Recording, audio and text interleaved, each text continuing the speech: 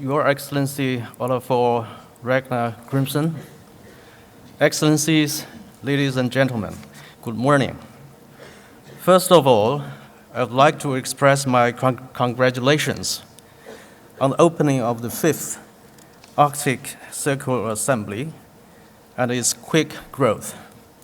At the 3rd Arctic Circle Assembly in 2015, we first expounded the propositions and practice of China's Arctic policy to the international community in a comprehensive and systematic manner. Over the past 2 years, we remain committed to contributing China's wisdom and strength for understanding the Arctic, protecting the Arctic, utilizing the Arctic, and governing the Arctic. In order to deepen exploring and understanding of the Arctic, China has always actively promoted Arctic scientific research and investigation. In the past 2 years, we implemented the 7th and the 8th Arctic scientific expedition and organized the Arctic Yellow River Station inspection.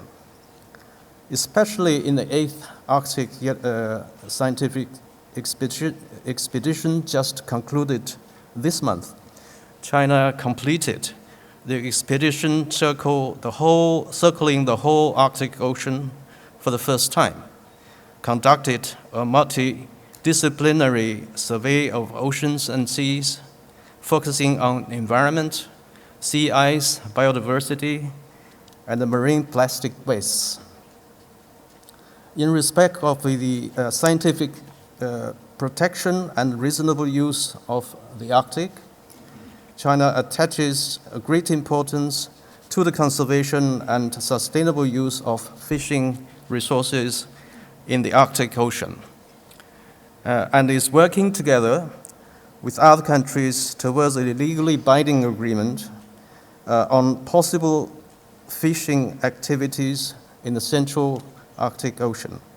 We have also published the sailing guidelines, respectively for the Northeast Passage and the Northwest Passage, directing relevant shipping companies to safely and orderly participate in the exploitation of the Arctic passages. Furthermore, the Yamal LNG project jointly developed by Russia and China is now paying off, with the first phase project expected to be in operation by the end of this year. This program set a good example for the Arctic cooperation. With respect to strengthening Arctic governance and international cooperation, in March of this year, His Excellency Wang Yang, Vice Premier of the State Council of China, made a speech entitled "For a Brighter New Future of the Arctic" at the 4th International Arctic Forum in Arkhangelsk, Russia. His attendance and remarks have brought China's participation in the Arctic multilateral mechanisms to a new level. This year, in August, Mr. Noor Bekri, Director of China's National Energy Bureau, attended the Arctic International Conference in Sibeta, Russia, actively engaged in the discussion on active energy cooperation. Moreover, China has sent delegates to attend a series of multilateral meetings on the Arctic, such as the Arctic Circle Assembly in Iceland, Arctic Frontiers in Norway, White House Arctic Scientific Ministerial Conference. We also continued to co-sponsor the China-Nordic Arctic Cooperation Seminar, as well as to make contributions to the work of the Arctic Council as an observer.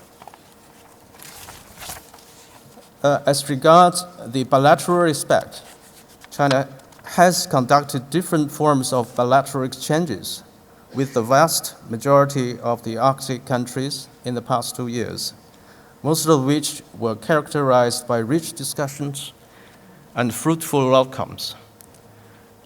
In 2016 and 2017, 2 rounds of high-level dialogue on Arctic affairs held among China, Japan, and Korea played a positive role in strengthening Arctic international cooperation involving scientific research and business cooperation opportunities. The 3rd round dialogue will be convened in the first half of next year in China. Ladies and gentlemen, in the past 2 years, China's activities in the Arctic could be summarized by 3 Chinese verbs. First, who does not study for the overall situation is hardly able to manage one aspect. A global perspective is required to address the Arctic issue. Our President Xi Jinping of China appealed to build a new type of international relations featuring win-win cooperation to create a community of shared future of humankind. Second, the wise people will seek for common interest, while the unwise ones focus on their differences. It will be impossible to achieve the common objective of win-win cooperation without embracing by the Arctic stakeholders the concept of mutual respect, openness, and inclusiveness. Third, nothing is impossible for a diligent world. To meet the challenges resulting from the constant changes of the Arctic and to grasp the opportunities brought about by the Arctic, we need broad strategic design and hard working in particular. Last but not the least, let me briefly touch upon our untiring efforts in combating climate change. China continues to be firmly committed to the implementation of the Paris Agreement. I have the time only to mention 2 things. China continues to be the biggest investor in the world on various forms of renewable energy. China now is also the biggest market of electronic vehicles in the world, about 50%. So it is believed that this market will grow as quickly as maybe the Arctic Council. That people of my age and even younger, and of course younger, will see with our own eyes a very different and cleaner world in terms of transportation. Thank you for your attention.